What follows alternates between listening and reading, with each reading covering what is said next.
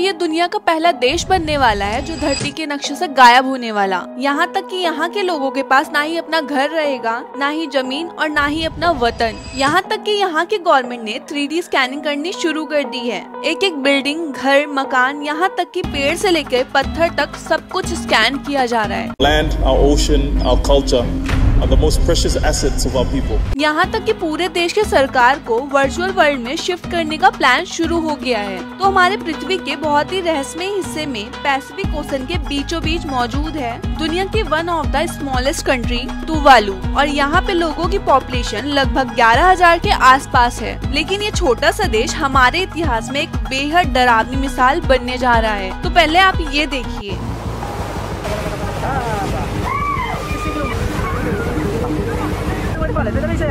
तो तुवालू पूरे वर्ल्ड का पहला ऐसा देश बन सकता है जिसकी पूरी पॉपुलेशन को अपना घर, यहाँ तक कि अपना सब कुछ और अपना वतन भी हमेशा के लिए छोड़ना पड़े।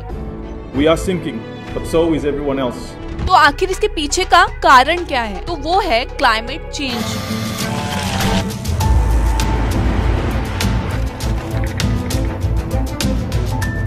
वैसे तो क्लाइमेट चेंज की वजह से हर कोई डरा हुआ है, और आखिर हो भी क्यों ना जब उसकी वजह से ये सब कुछ हो रहा है। तो अभी पैसिफिक ओशन में मौजूद देश खास करके सबसे ज्यादा डेंजर में है। तो तुवालू में क्या हो रहा है इसे समझने के लिए इसकी लोकेशन और ज्योग्राफी को समझने की जरूरत है। तो ये एक आइलैंड नेशन है साउथ ओशन में मौजूद एग्जैक्टली इस जगह पर। तुवालू दुनिया का सबसे छोटा देश है जहाँ इसके पास टोटल 26 किलोमीटर की जमीन है, और तुवालू का देश 9 छोटे छोटे आइलैंड से बना है, जिसमें से 6 आइलैंड एटॉम्स हैं। तो ये एटॉल्स क्या है, चलो एग्जांपल के साथ समझते हैं। तो मालदीव का देश नक्शे पर देखोगे तो ये पूरा देश 26 अलग अलग एटॉल से ही बना हुआ है। ऑलमोस्ट यहाँ पे सभी आइलैंड किसी न किसी आइलैंड का हिस्सा है, और ये देखने से ही ये पता चल जाता है कि एक एटॉल कहाँ शुरू होता है और कहाँ पे खत्म होता है। लेकिन जो एटॉल्स हैं वो बाकी आइलैंड की तरह पानी के ऊपर ज्यादा ऊंचे नहीं उठते, और इसीलिए मालदीव दुनिया की लोएस्ट लाइन कंट्री है जो एवरेज ग्राउंड एलिवेशन 1.5 मीटर्स का है। और यही सेम चीज तुवालू के साथ भी है, जहां तुवालू भी दुनिया की लोएस्ट लाइन कंट्री में से एक है जिसकी एवरेज ग्राउंड एलिवेशन सिर्फ 2 मीटर सी लेवल से है। इसका मतलब सिंपल है कि थोड़ी सी लहर या तूफान आने पर किनारों पर मौजूद घर, सड़क, खेत सब कुछ पानी में समा जाता है। और ये तुवालू का मेन आइलैंड देखो, फूनाफुटी, जो बहुत ही लंबा और सांप जैसा फैला आइलैंड है और जिसकी चौड़ाई ना के बराबर है, और इनके एयरपोर्ट ने भी आधी जमीन तो कवर कर ली है। तो यही कारण है क्लाइमेट चेंज की वजह से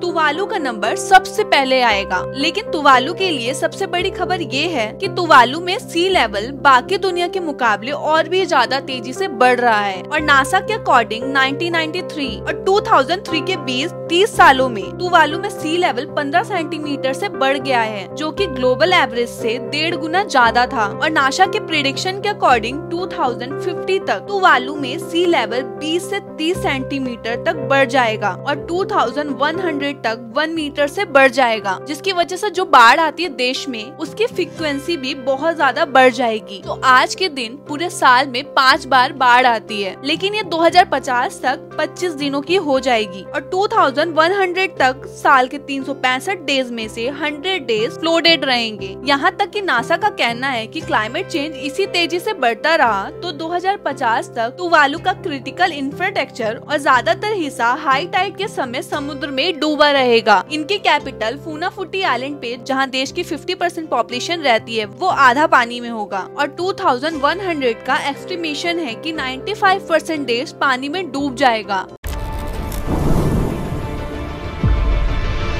तो इस प्रॉब्लम से निकलने के लिए इन्हें चाहिए पैसे, लेकिन वो कहाँ से आएंगे? क्योंकि तुवालू बहुत छोटा सा देश है, सिर्फ 11,000 लोगों का, जो कि कोई अमीर देश भी नहीं है। तो कहाँ से आएंगे पैसे इनके पास खर्च करने के लिए? लेकिन इस चीज के बावजूद भी ये ट्राई कर रहे हैं। आइलैंड पर आर्टिफिशियली नई फ्लड फ्री लैंड क्रिएट की जा रही है, जैसे कि आप इस वीडियो में देख सकते हैं। और ये 2024 तक ये करीब 18 से 19 एकड़ की आर्टिफिशियली जमीन क्रिएट कर चुके हैं, जिसके लिए 2001 तक सेफ रहने की उम्मीद है। इन्होंने 2100 की फ्लड रिस्क को लेकर नई जमीन क्रिएट की है, लेकिन एक्चुअली इनको भी नहीं पता कि आगे क्या होगा और कितना पैसा लगेगा इस चीज को मेंटेन करने में। तो इसीलिए इन्होंने पानी को रोकने के लिए किनारों पर बैरियर्स और दीवारें भी बनाई हैं। Engaged to construct about 1400 meters of berm top barriers along with 200 meters of concrete seawall as well as construct 7 reef top units. यहाँ तक कि यहाँ की सरकार को बाहर के देशों से डोनेट किए गए पैसे भी आ रहे हैं, जिसमें यूके, ऑस्ट्रेलिया, न्यूजीलैंड ने जिसमें सबसे ज्यादा पैसे कंट्रीब्यूट किए हैं। लेकिन सबसे इम्पोर्टेंट तुवालू ने अपनी कंट्रीब्यूशन में भी एक अमेंडमेंट किया है। इस अमेंडमेंट के अकॉर्डिंग खुद को वो एक वर्चुअल स्टेट डिक्लेयर कर दिया है। तो ये देखिए कि भले पूरा देश पानी में क्यों ना डूब जाए, लेकिन ये एक देश बना रहेगा, लोगों की सिटीजनशिप बनी रहेगी और इस एरिया पर अधिकार भी बना रहेगा। साथ ही इसी कारण से पूरे देश की एक डिजिटल कॉपी भी बनाई जा रही है। तो देश में मौजूद हर एक घर, हर एक पेड़, हर एक चीज को 3D स्कैनिंग के जरिए स्कैन किया जा रहा है ताकि तुवालू में डिजिटली रिक्रिएट किया जा सके। यहाँ लोग अपनी पसंदीदा चीज को स्कैन कर रहे हैं, यहाँ तक कि मेमोरीज को भी डिजिटली रिक्रिएट करने की कोशिश की जा रही है। तो कोई अपने बुजुर्गों, दादी बाबा की कहानियों को स्टोर कर रहा है, तो कोई फेस्टिवल डांसेस को। तो इनको ये डर है कि इनका पूरा कल्चर ही कहीं खत्म ना हो जाए, लेकिन इस चीज पर काम चल रहा है। तो आज के लिए बस इतना ही। वीडियो अच्छी लगी हो तो लाइक, कमेंट, शेयर करना बिल्कुल ना भूले। Thank you for watching.